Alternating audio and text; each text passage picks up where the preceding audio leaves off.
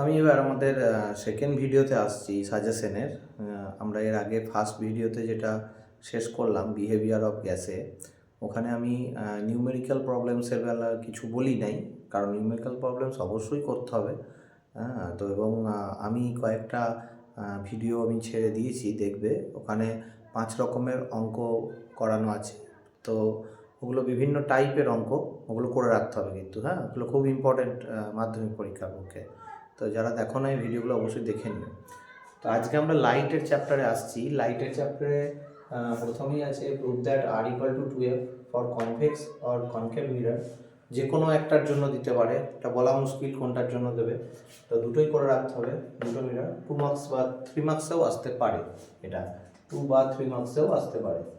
এরপর prove that delta equal to i1 plus i2 minus a, এটা 4 মার্কসের একটা কোশ্চেন, খুব ইম্পর্টেন্ট কোশ্চেন। এটা করে রাখতে হবে। এটা প্রিজমের বেলায় প্রুফ করতে হবে।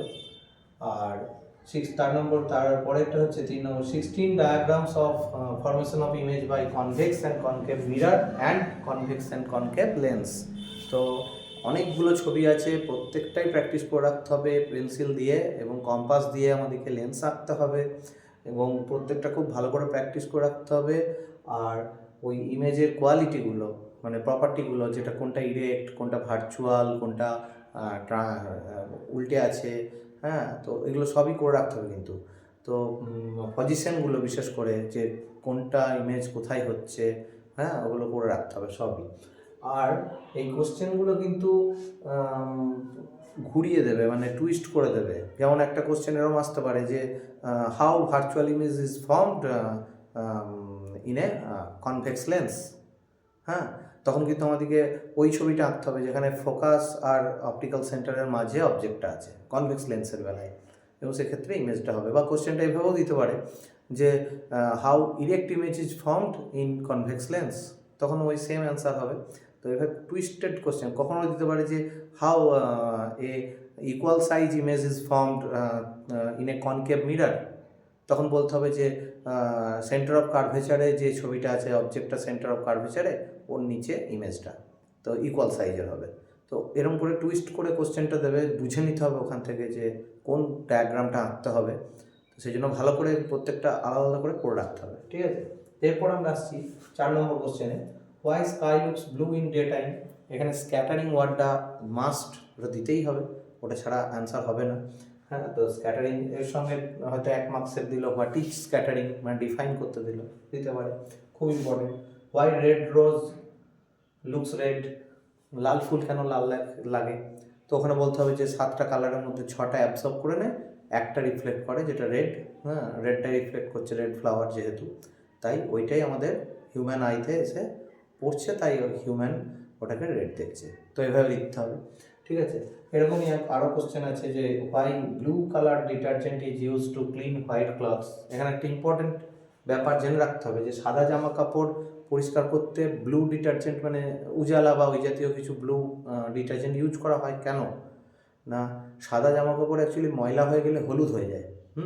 তো যে কারণে আমরা যদি ব্লু দিয়ে দিই, তাহলে ব্লু আর ইয়েলো মিশে গিয়ে সাদা হয়ে যাবে, ঠিক আছে। এটা কিন্তু কালার মানে পেন্টের বেলায় হয় না, ব্লু আর ইয়েলো মিশে গ্রিন হয়ে যায় সেক্ষেত্রে, কিন্তু লাইটের বেলায় ব্লু আর ইয়েলো মিশে আমাদের সাদা হয়। তাই আমরা ঘরে এটা কালার মিশিয়ে করলে হবে না, আমরা যে পেন্টিংয়ের কালার বলছি ওগুলো মেশালে কিন্তু এটা আসবে না, এটা লাইটেই হয়। তো ওইটারই ওপরে সেম অ্যান্সার হবে এই যে 7 why moon looks yellow at night but white in day time.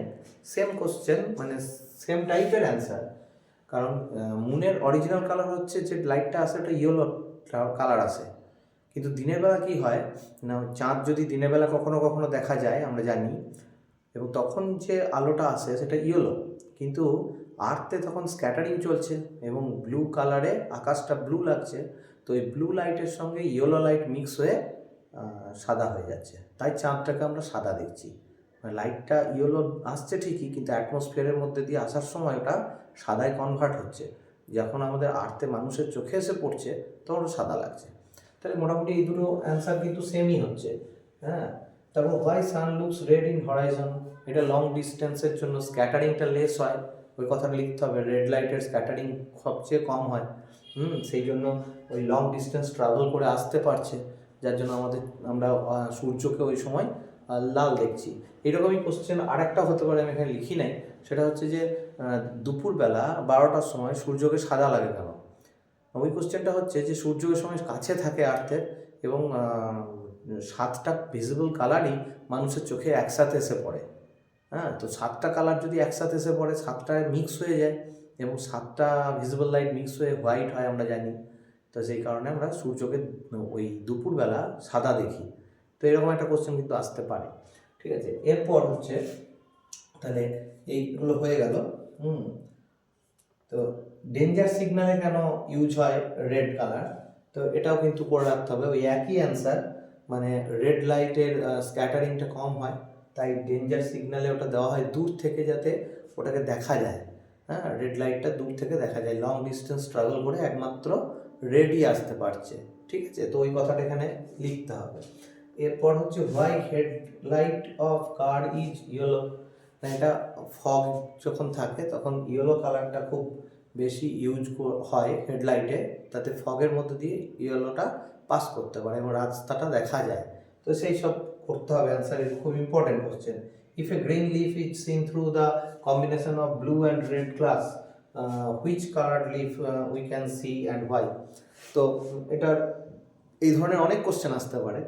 তো ব্লু আর রেড গ্লাসের যদি কম্বিনেশন থাকে, প্রথমে ব্লু তারপর রেড, তো লাইটটা যখন ব্লু দিয়ে পাস করতে যাবে, এখানে আমরা লিফটা দেখতে পাচ্ছি গ্রিন কালারের লিফ, তার মানে গ্রিন লাইট রিফ্লেক্ট করবে এবং গ্রিন লাইটটা যখন ব্লু গ্লাসের মধ্যে দিয়ে যেতে যাবে তখন আটকে যাবে, কারণ গ্রিন লাইট কখনোই ব্লু গ্লাসের থ্রু দিয়ে পাস করতে পারছে না। তাহলে ব্লু গ্লাস দিয়ে যদি পাস না করে, তাহলে রেড গ্লাসে কোনো লাইটই আসছে না এবং মানুষের চোখেও কোনো লাইট আসছে না, তার মানে আটকেই গেল, পুরো আলোটাই আটকে গেছে। তাহলে চোখে যদি কোনো না আলো আসে, তখন আমরা অবজেক্টটাকে ব্ল্যাক দেখব, তো অ্যান্সার হবে ব্ল্যাক।